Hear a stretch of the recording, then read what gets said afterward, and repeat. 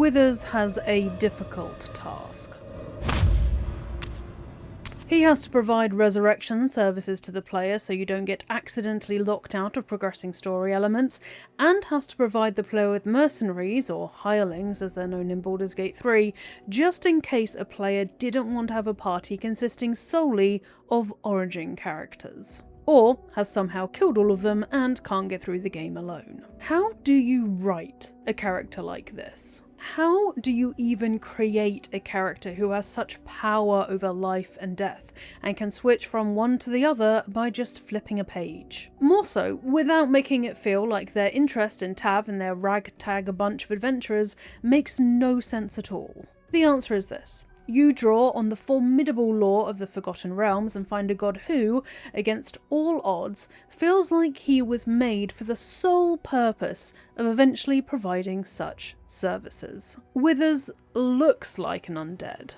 His wizened skin stretches over his skull, his soft cartilage has gone around his nose, and he rises from a sarcophagus. Withers is not an undead. He is an avatar of a god once worshipped and feared by many. Now he is an almost forgotten deity who only appears in footnotes about Kelemvor. Withers is Jurgle, Lord of the End of Everything, the Final Scribe, and once, aeons ago, Lord of the Dead.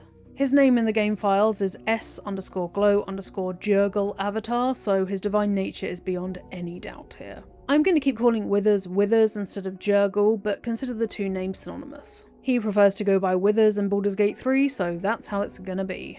His duty, as the minor deity he is now in service to Kelemvor, is to document the names and manner of death of every being in existence who he knows of before they come to pass, and so he knows of everyone's fate and their ultimate destined death.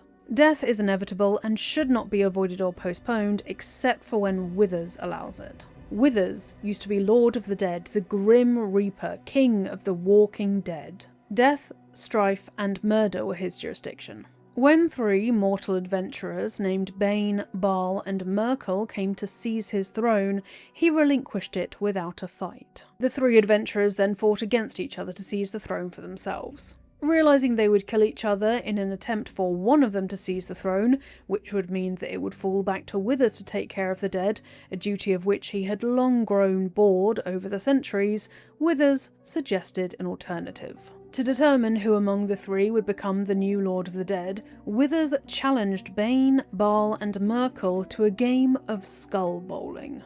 Think of this like petanque or bowls, and less like pin bowling, as some of you may be imagining. The game was begun, and whoever could bowl one of the skulls, taken from necromancers, the furthest would get the throne and become Lord of the Dead. But Malar heard of this challenge and became infuriated, as he had long coveted Withers' power and sought to become Lord of the Dead himself. Malar is the god of the dark side of nature, hunting, animalistic bloodlust, and savagery. He could not believe that dominion over the dead was being decided by a game, but if it was, he wanted to take part. He stole the skulls before the winner could be declared. To ensure that Malar would not gain his divine portfolio, Withers did not trust him with such power, Withers decided on yet another game. He plucked the bones from his hand and gave them to Bane, Baal, and Merkel, with which they could play a game of knucklebones. The order in which they won would allow them to choose which aspect of death they wanted to rule. Bane came first and chose dominion over tyranny. Merkel came second and chose dominion over the dead, and Baal came last and chose dominion over death. Eventually Baal would become known as the god of murder, but it's more accurate to deem him the god of the manner of death, murder being chief among them.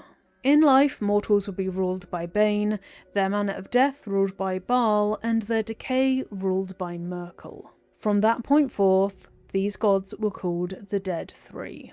Withers was free. He had masterfully turned control over his dominion over to the mortals. Yet, by splitting his divine portfolio into three distinct realms, it would prevent any one of the Dead Three from getting complete mastery over his sphere. This, in turn, would make them easier to undermine should they cause any problems in the future, and prevented any one of them having control over death, the many ways in which it can occur, and the afterlife. Or I should say, the afterlife before people could then pass on to the afterlife of the gods they worshipped. The bit of the afterlife that Withers once ruled and now the Dead 3 ruled is called the Fugue Plane, and it's basically limbo. This is where souls go when they are getting ready to be judged by Kelemvor in the current age, but Withers was the one who once had control over this entire plane when he was the god of the dead. To keep an eye on the Dead 3, Withers occupied the role of their seneschal, an attendant to their duties as gods, keeping careful note of every death in existence and the mundane administration of death. This was not a duty that the Dead 3 wanted to do themselves. It wasn't nearly glamorous enough for their egos. Withers was not stripped of power, however. In fact, it appears that he held far more than the Dead 3 suspected, and would use it to foil any plots that disturbed the balance of life and death. Withers is a manifestation of death, but not in the malicious manner that the Dead 3 emulate. He is the inevitable creep of time and the approach of death. I prefer to think of him as the end of eternity. Many people in Baldur's Gate 3 try to put their finger on what Withers is exactly, Tav among them, and when Arabella tries, Withers gives this response. I am not a skeleton. I am neither dead nor undead, neither alive nor unliving. Withers exists outside of existence. That doesn't mean he doesn't meddle in the affairs of mortals, however, as the entirety of Baldur's Gate 3 shows. Outside of the events of the game, he even indulges in the one hobby of his that has remained throughout the ages, skull bowling or Skullboche. Please accept my apologies if I'm saying that wrong. Boche is the term that Dungeons & Dragons uses, but to me, as an English person, I more associate it with the sport of bowls, as that is what it appears to be most similar to. Thanks, Toto. Sometimes he can be found in Sylvania, a gate town in the extraplanar region of the Outlands. A nocturnal club named the After Party is where he calls home, and, among the dead, he challenges visitors to a game of Skullboche. Whispers in Sylvania murmur that he's only ever lost once. The subtext here, to me, is that Withers is extremely good at Skullboche. The subtext of that subtext is that Withers planned to intentionally throw the game of Skullboche against the Dead 3, thereby giving them his throne no matter what. Freely abdicating his realm would set a dangerous precedent of mortals seizing portfolios from gods without the gods having any kind of right to issue a challenge in response. Not that that would prevent any kind of mortal from trying to get these portfolios, of course. It also means that Withers wouldn't have to face the judgment of Tyr by claiming that he lost fair and square in both Boche and Knucklebones to the Dead 3. This entire endeavour of Withers was to give up his throne. Over the aeons he had grown bored of being god of the dead and wanted to do something different, so when 3 intrepid adventurers came to challenge him for his divine realm, he happily gave it up. Only Withers really knows why he gave up control over the Dominion of the Dead and what he sought in its place, and that is something that we will never know for sure. In modern Faerun, Withers isn't worshipped widely or even narrowly, but that doesn't necessarily mean that he's been forgotten. He's mentioned in the children's book A for Azuth and Other Gods 6, as well as Death and Divinity, A Godly Guide, which is widely read. Copies can be found in the Hidden Library in the Druid's Grove, the Refectory, the House of Healing, Isabel's Room in Moonrise Towers, and in the Bibliophile Bookshop in Baldur's Gate. Withers is firmly okay with passing into semi-obscurity.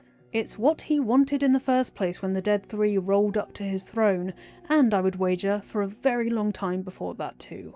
Kelemvor is the ruler of Withers' domain in 1492. Though not regularly acknowledged in normal burial rites, in some parts of Faerun some do still practice the old faith. These faithful write the decedent's name on a piece of parchment and place it in the corpse's mouth, something especially common when the person's grave goes unmarked. Those who somehow still worship Withers are welcome in temples of Kelemvor. There's direct evidence of this in the city of Baldur's Gate. Go to the cemetery and you'll come across Gracie Skyra. A cleric of Kelemvor, she's a kind soul who protects the cemetery from the undead and praises Tav's charitable treatment of mourners should they convince Alkov Sully to make a coffin for parents who are mourning their child, Anita and Elias Fisher. It's no coincidence that Gracie's surname, Skyra, heavily resembles the name of the weapon wielded by the Grim Reaper, a scythe. In Gracie's pockets is the key to the ancient mausoleum. Inside the ancient mausoleum is the only direct account we have of a mortal, aside from Tav, interacting with withers. The crumbling journal in the ancient mausoleum is most likely known of by Gracie. As it documents Withers in his avatar form, she likely preserves it out of respect for one of Kelemvor's allies. Who knows, if she were ever to meet Withers, she may recognise him as being Jurgle. The account records a supplicant being asked a question that Withers would also eventually ask of Tav: what is the worth of a single mortal's life? The nameless supplicant didn't know how to respond, which Withers himself had no response to. Withers disappeared at some point during the supplicant being unable to move from the floor out of pure shock. It's entirely possible, and even likely, I would wager, that this chance meeting happened in the overgrown ruins where there was once a temple dedicated to the Judge of the Damned. It's no wonder then that when Tav finds the overgrown ruins near the crashed Nautiloid, they have no idea which god it once belonged to. Even if they're a cleric or paladin, Tav knows not which god it's been dedicated to, only that the divine energy lingering in the dust isn't malevolent. Even the very first druids of the Emerald Grove didn't know who the ruins were for. The abandoned stones predate even them. By sheer coincidence, Lae'zel correctly ascertains what happened to the overgrown ruins. She says, perhaps the faithful abandoned their god, or their god abandoned them. The latter would be true. Over the years, the ruins would become a target for adventurers and bandits looking for valuable loot. They wouldn't find much, with the most precious items protected by traps and hidden under heavy stone lids. At some point, someone attempted to rebuild the ruin, but the only remnant of this endeavour is a suspended block of marble outside and its rotten scaffolding. Inside, there are clues about who the temple was once dedicated to. Bookshelves in the library and kitchen contain books titled On Death and Resurrection and The Unclaimed, the latter dealing with the fugue plane where the non-avatar version of Withers resides. Strangely, plenty of the caskets in the overgrown ruins also contain soul coins. These coins were entombed with Withers' most faithful, as surely to have the honour of being buried in a temple means you must have earned that honour means you must have been pretty dedicated. When he was a major deity, Withers didn't tolerate the undead, but he appears to have tolerated soul coins despite the fact that a soul was imprisoned in each one. Maybe because the creature was already dead, having suffered the fate dedicated to them, he didn't concern himself with what happened to their soul afterwards? As well as other loot, the central casket contains something especially important, an engraved key which opens the doors to Withers' shrine. It's stained with ink, having been wielded by the Scriveners of Doom for centuries before it was secreted away. I'll get onto the Scriveners of Doom later in this video. I'll also explain later why the undead don't necessarily offend Withers the same way they offend Kelemvor, the current Judge of the Dead whom Withers serves. In early access, this inner complex of rooms we know of as the refectory were known as the bedchamber. Fitting, considering the long sleep that Tav would awake Withers from. A plaque attached to Withers' sarcophagus reads, "Here lies the guardian of tombs. Through knowledge comes atonement." These words illuminate us somewhat about why Withers, Jurgle, Lord of the End of Everything, is helping Tav. He is obliged to. After putting Baal, Bane, Merkel on the throne of the dead, Withers was subject to judgment by Helm, god of guardians and protection. Dev notes indicate that Helm has imprisoned his avatar within the temple for centuries as punishment for passing his throne to the dead three. Evidently, the other deities of Faerun and Toril didn't appreciate Withers' streak of independence. I do find it funny that when pressed, Withers prefers to describe himself not as being imprisoned in the crypt, but as being housed in the crypt. It makes it sound less damning, I would wager. Helm may have been assisted by or already incorporated into Tyr here, the god of law and justice. Withers does call his jailer an arbiter of certain matters, i.e. a judge. Regardless of the manner of his imprisonment, the justification was clear.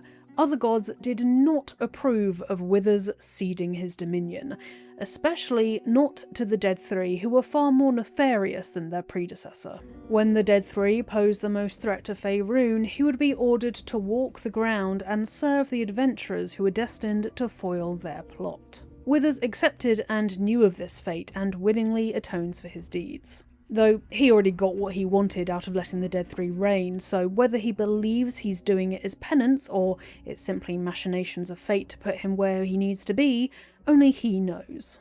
As the Dungeon Master puts it, Withers is a reflection of death itself, eternal and inescapable. He's calm in what he symbolises, and together their joint inevitability. Once Withers is freed and looks upon Tav or any other Origins character's face, he knows them much in the way Jonathan from the Magnus Archives does and can follow them to their camp. To see anyone's face for Withers is to know absolutely everything about them, much like his avatar's ability in the book Powers and Pantheons. Time isn't strictly linear, or even one thing happening after another when you're a god. Time could be simultaneous for them for all we know, so trying to work out Withers' movements and where they fall in a chronology can sometimes feel like a fool's errand. I, however, feel most comfortable saying that everything I'm about to explain and his avatar's movements in the refectory happened at some point prior to it falling to ruin. Withers himself isn't even sure about how long it's been, so. Withers walked the refectory's halls before being entombed by Helm. He tells Tav that he has to attend to this place after so many years away. When he's wandering around, Tav can hear snatches of phrases from him, from observations about the temple's decay. What a mess the ages cause. These chambers are much changed. To reminiscing about what the temple used to be like. Parchment and bone dust. Still comforting after all this time. Withers finds the atmosphere comforting.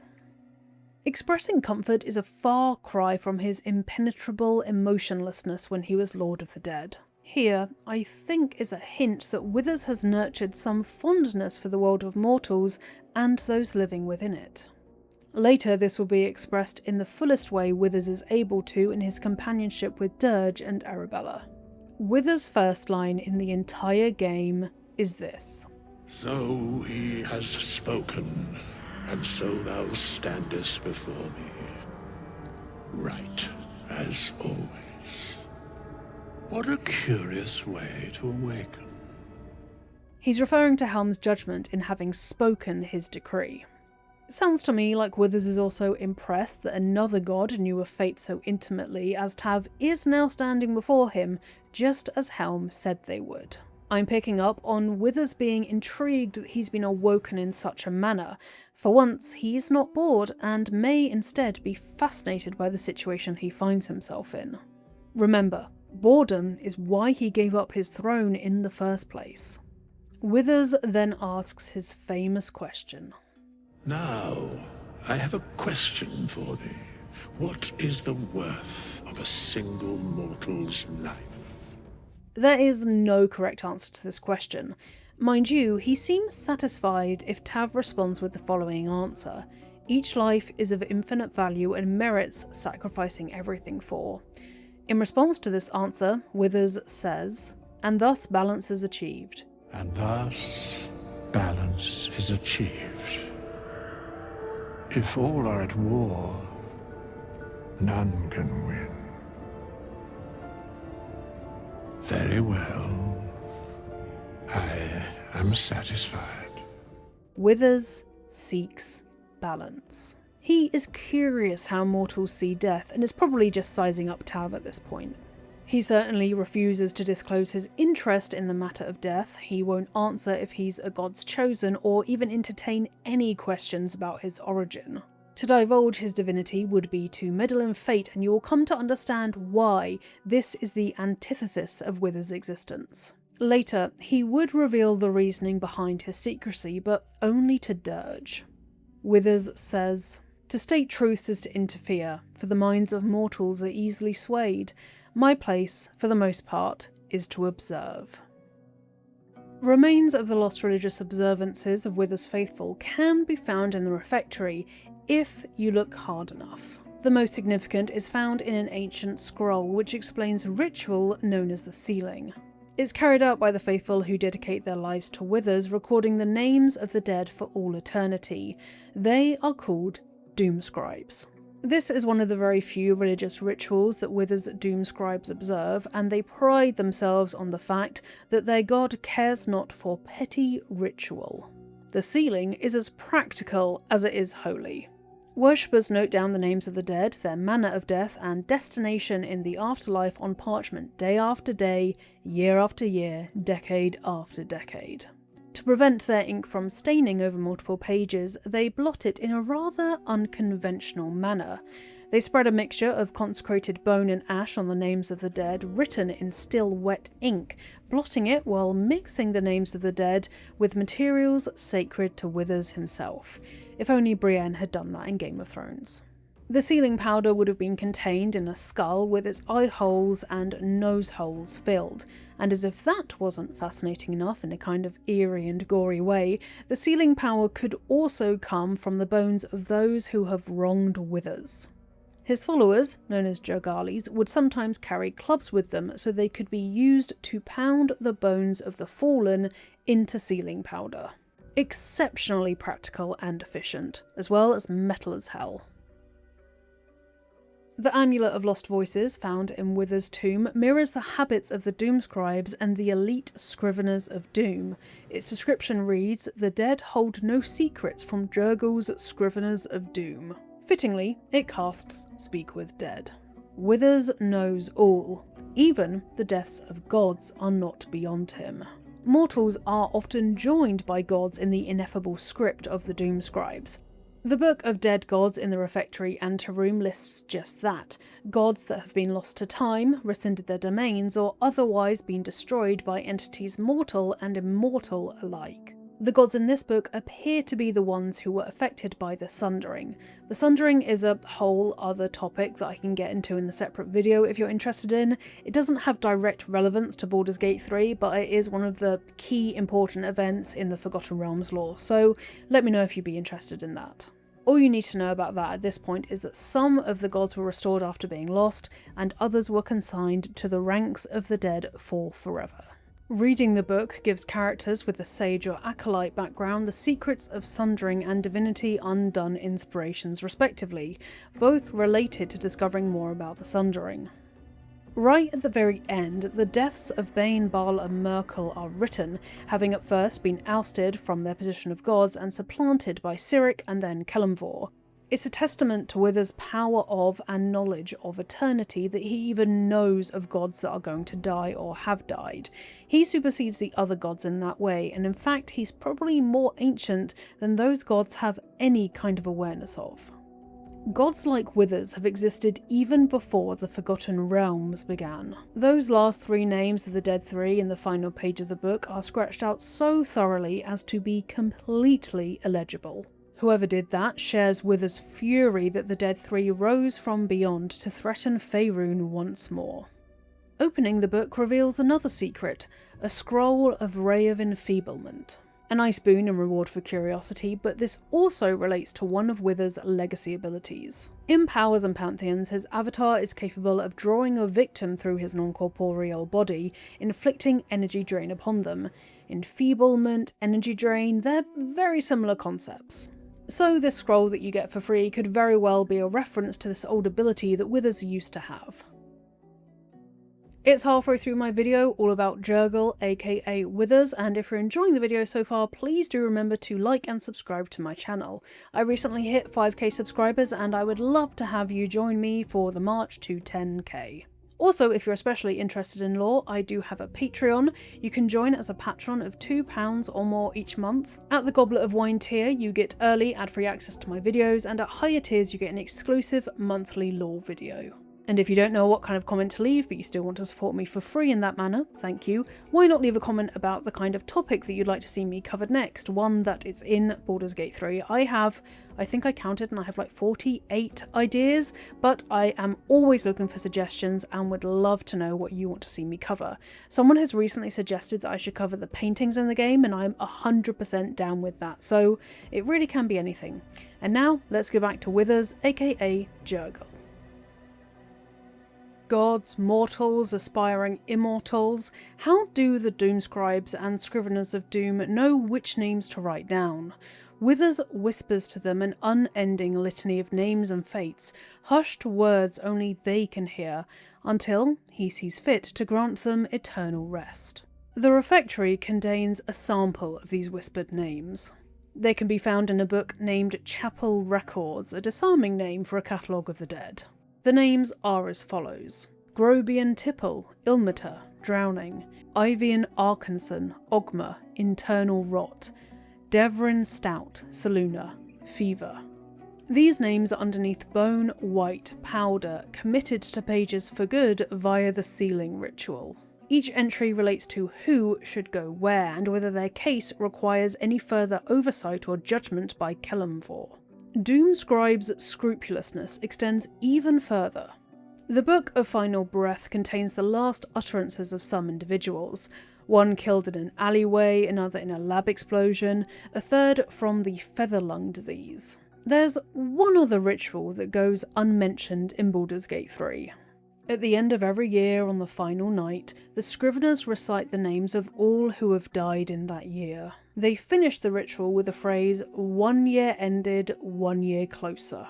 1 year closer to what, exactly?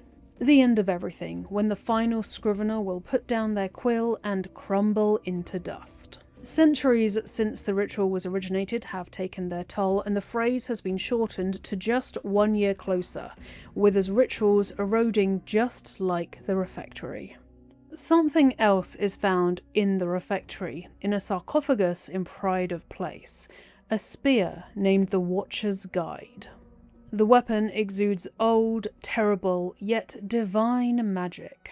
It was given to its previous owner for his unerring loyalty even after death. Although it's not spelled out, the person who wielded this spear was an undead. He was turned into no ordinary undead, but a mummy by Withers himself.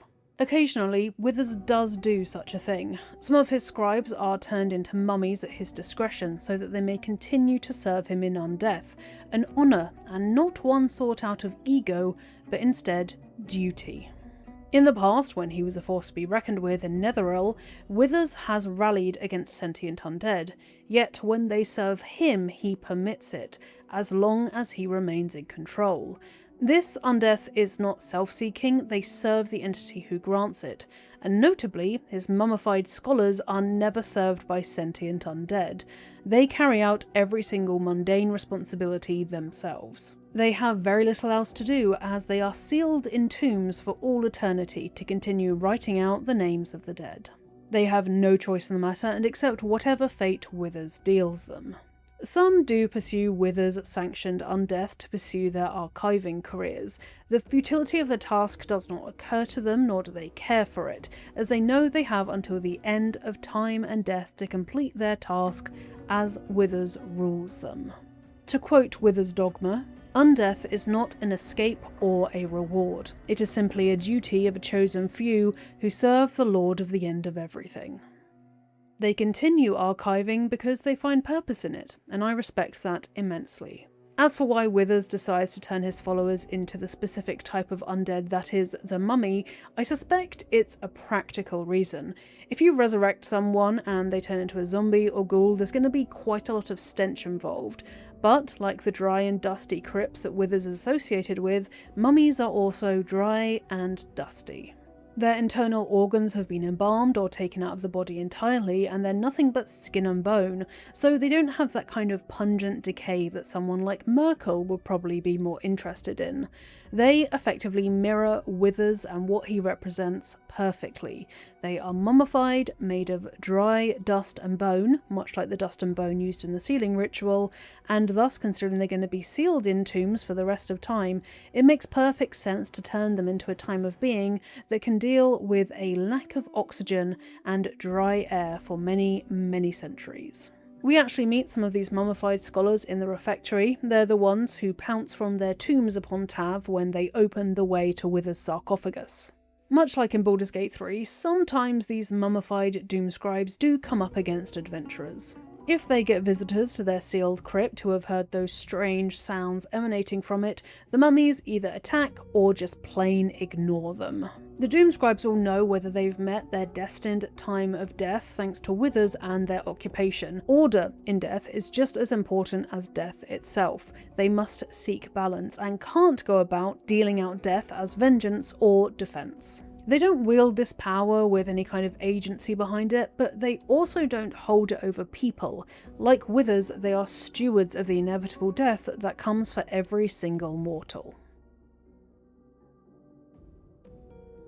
At the peak of his power, and the peak of when Withers was interested in wielding said power, he ruled with a tyranny that was both feared and worshipped in Netheril.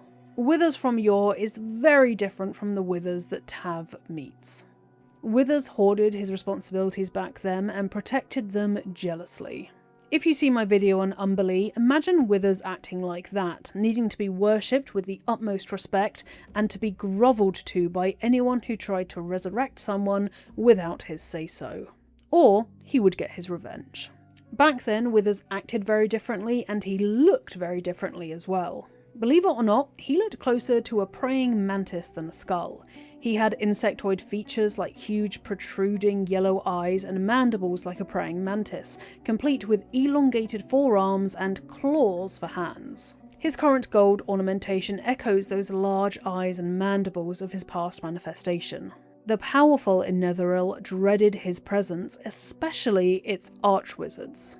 Archwizards ruled their own floating enclaves and had reached the pinnacle of the study of magic, and with that kind of ambition comes a dwelling on immortality. Should they prolong their life by magical means, Withers' doomscribes would come knocking. Neither Withers nor his scriveners tolerate this ambition as it defies the natural order of death, and thus their destined death. For one of these archwizards to see a doomscribe approach was to know that they were about to die imminently. In public, though, they invoked his rage by deeming him nothing but a powerful necromancer instead of a god. They were trying to delegitimize his power, but also convince themselves that they had nothing to fear, while also posturing to make it look like they could reach his divine heights with enough study. Back during these Netheril days, doomscribes took their archival skills to the highest bidder.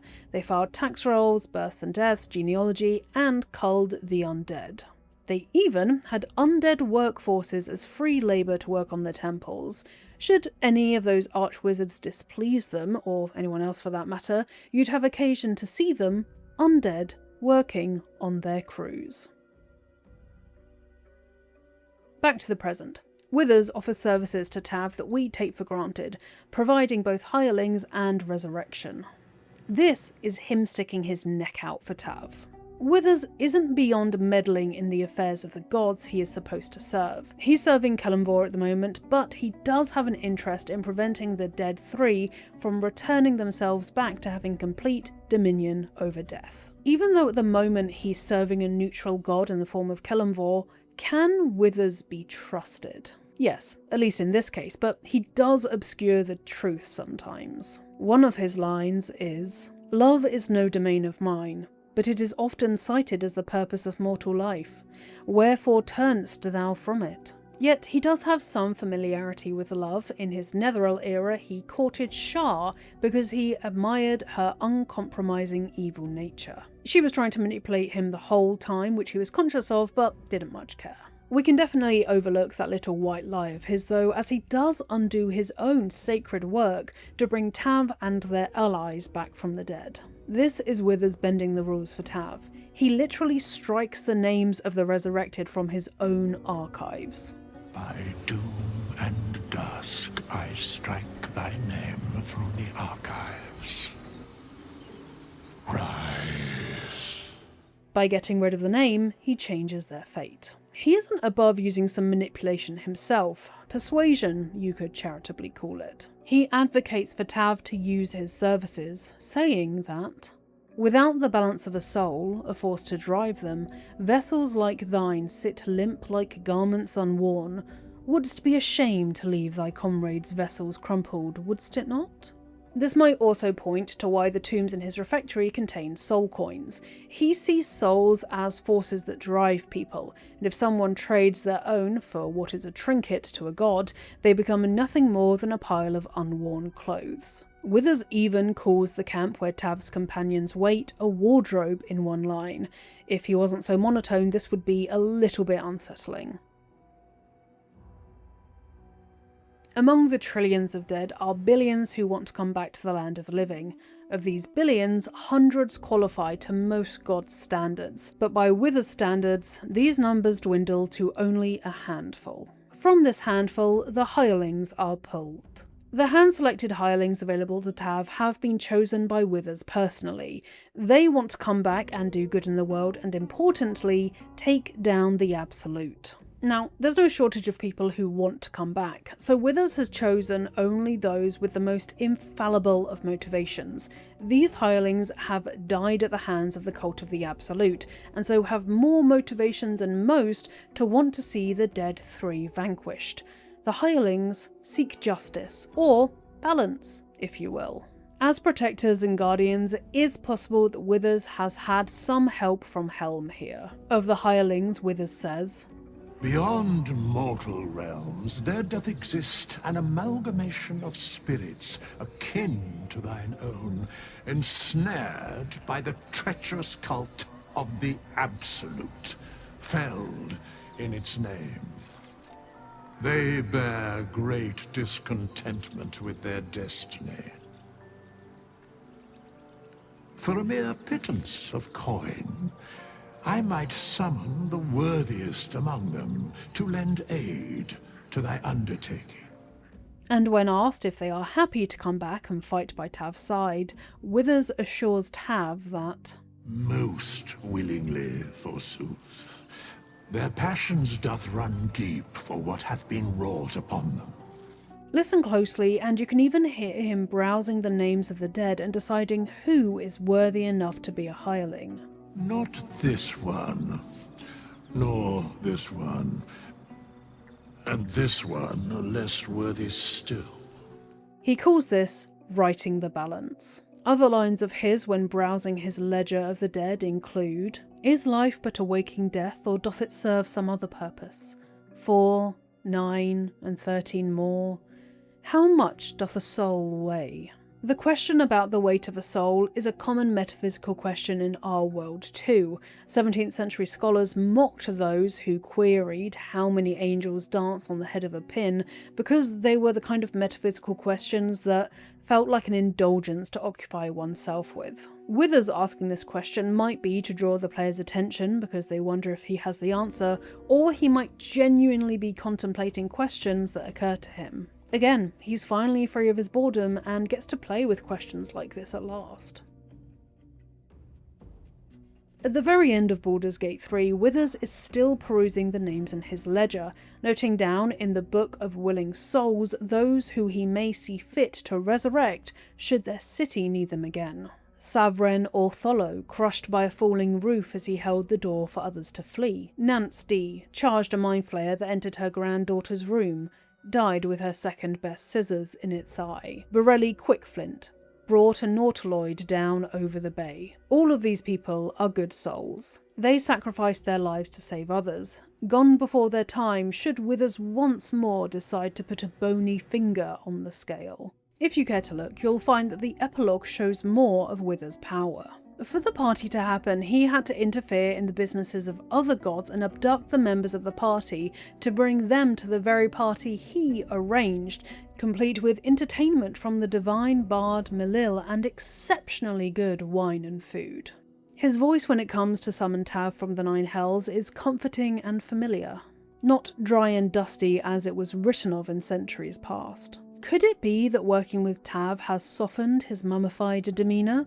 I think so. His manner of asking could do with a little work though. He pretty much yanks all of the origin characters out of whatever they're up to, whether they're in the City of Judgment like Karlach or, like Will, have their blade halfway through a Cambion's belly. True godly behaviour, honestly. It's Shadowheart who picks up on Wither's sentimentality for the adventurers. While Astarion notices that the wine is suspiciously good for someone who doesn't ingest any kind of substance, Shadowheart notices that he's also thrown an excellent party for someone who's been housed for centuries. She comments that, "You know, I never really imagined Withers as much of a party thrower, but then again, I suppose our camps weren't taking care of themselves while we were out gallivanting, were they?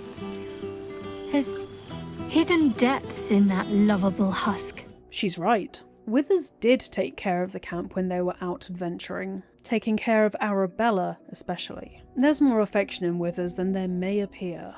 I like to think waking up and seeing his temple in ruins, his doomscribes gone, softened him ever so slightly to mortals. I mean, he visits the after party and even writes to Gale's best friend, Tara the Tressim, having lunch with her and Mrs. Decarius every so often. He's a softie at heart, whether it's in a canopic jar or not. Or at least, he's seeking out company while he basks in the Dead Three being out of the picture at last. Withers knows mortals well enough to know a party isn't anything without good music. To that end, he pulls Malil, the divine bard, out of the fugue plane as a favour, asking for him to honour the worthy in exchange and play a party for the heroes of Baldur's Gate. As I hope you've learnt by now, it's no small thing to be considered worthy by Withers, especially when you consider how many mortals he's seen come and go. Malil was banished to the grey wastes of the fugue plane because he mocked Cyric, the god of lies and trickery.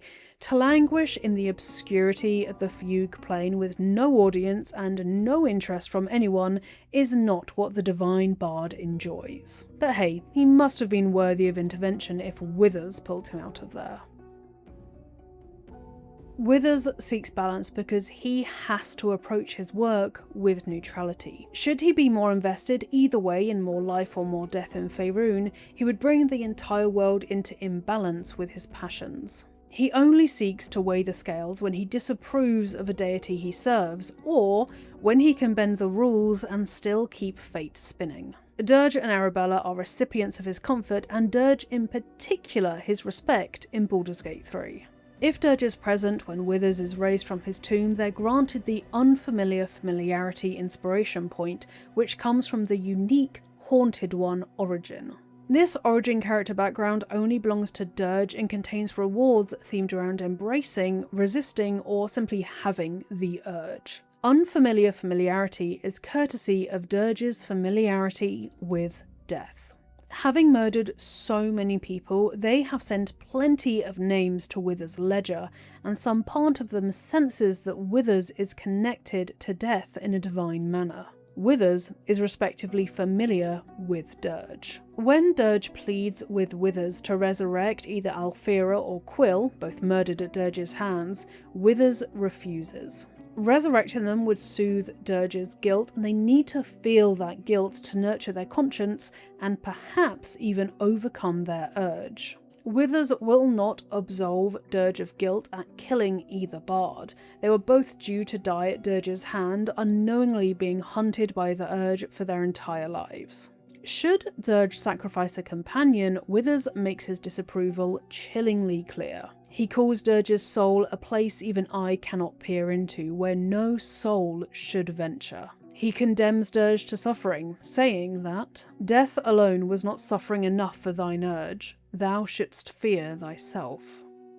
But if Durge overcomes the urge and emerges out of the other side of the storm, Withers praises Durge with words so affectionate that, if I just read them, I would assume they had come from a god like Selûne, not Withers. Redeemed Durge is called a soul of light by Withers after they reject Baal's command to become his chosen. In the moment after Baal murders redeemed Durge for refusing to become his chosen, Withers decides that neutrality can wait. This is a long quote, but it's beautifully said, so please just indulge me. Thou hast defied Baal, thy liege, and father, and in doing so hast earned a place among champions and heroes. But alas, thy courage was in opposition to the divine cosmology that bound thee to the Lord of Murder.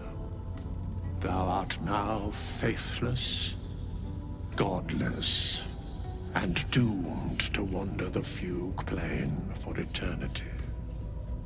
I will not permit that, though all the powers of life and death dictate that it should be so. I, too, still hold some power, and I invest a portion of it in thee, who hath challenged the gods and now liveth to tell of it. Thy fight is not over, and it is thy fight. For one who can look upon Baal and oppose him can survive any crisis. So rise, challenger of gods, and prepare for battle once more. Death will not claim thee whilst I endure. Upon Durge asking Withers who he is, Withers replies that he is Durge's advocate, both here and in the City of the Dead. Withers is sticking his neck out for Durge. He's essentially saying that when Durge dies and goes to the Fugue Plane and has to stand before Kelemvor, and would otherwise be confined to being part of the Wall of the Faithless, where the Faithless go in the world of Toril, Withers will advocate for Durge and make sure that they get the afterlife that they desire, in recognition of their immense bravery and courage to stand against a god. And not only that, but a god who created them in the first place. This is not something to be taken lightly, especially considering Withers is already being punished by another god for doing something that the gods disapproved of. Withers goes so far as to promise to find Durge a home after they vanquish the cult of the Absolute.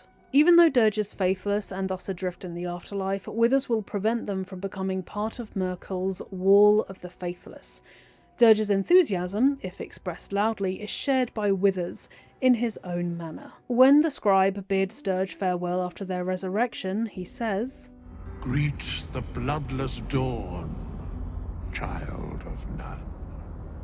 As it was, so it is again. A hero has risen from a legacy of death."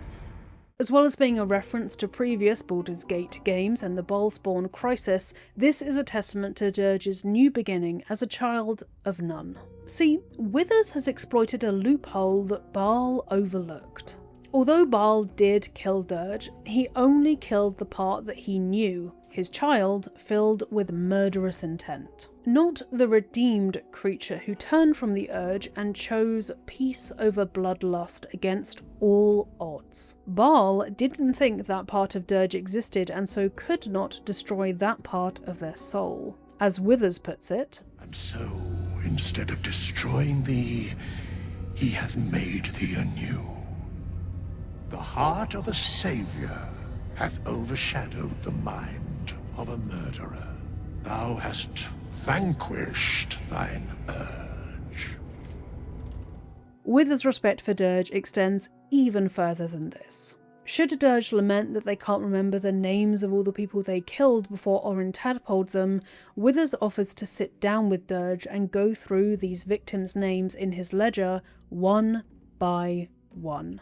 They would remember Durge's victims together, and just as is inscribed on the plaque in front of Withers' tomb, through knowledge shall come atonement. Withers knows sympathy for Durge and also complete contempt for the Dead Three. Right before the credits roll in Baldur's Gate 3, he chastises a mural of the Dead Three. Despite their centuries as gods of the dead, they still remain ignorant of the machinations of divinity. Turning thousands into mind flayers and having their souls pledged to the Dead Three was a good plan in theory, but Bane, Baal and Merkel failed to account for the fact that the host's souls vanish when they become mind flayers, making the whole endeavour not just pointless, but counterproductive. Withers isn't the only god who caught the thread of the Dead Three's plan. Helm knew of it and others besides, as Withers scornfully notes in his final speech. He laments his own role in the rise of the Dead Three, confessing that he overestimated the ambitious but feckless mortals. However, Tav, as he points out, a mortal, did not overestimate the Dead Three. And so these vermin are banished once more, and I suspect Withers breathes a sigh of relief, even if his lungs don't work quite as ours do. And that is me done telling you all about who Withers really is and how significant he is as a character in Baldur's Gate 3. If you enjoyed this video, please do subscribe to my lore channel and like it. I have so many more videos coming out in the future about Baldur's Gate 3, and I'm going to branch out into other games as and when, if ever, I run out of lore in Baldur's Gate 3. So let me know what other games or topics you want me to cover. And just as a reminder, I do have a Patreon, which you are welcome to join if you wish. I would love to see you there. I'm actually coming up with the idea for the next jewellery tier video. I'm thinking maybe the lore that I didn't quite get to in other videos that I've done that I had to cut just for length's sake. So if you're interested in that, let me know in the comments or let me know over on Patreon. And now I am going to go and get all of these cat hairs off of my face that I have felt on my face for the last 2 hours of recording, courtesy of Toto, who is right there cleaning himself, because it's basically confetti in my flat at this point. So I will see you folks next time.